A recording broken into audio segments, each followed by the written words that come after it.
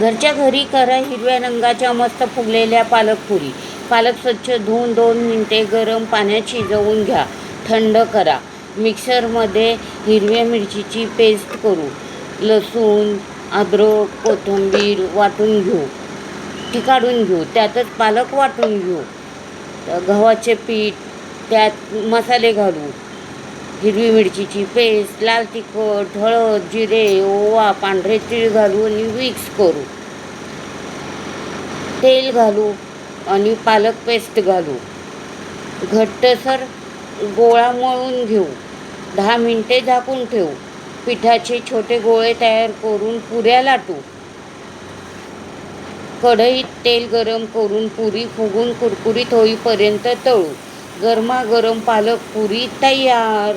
पालक पुरी बटाट्याची भाजी, लोणचे किंवा दही सोबत खूप छान लागते.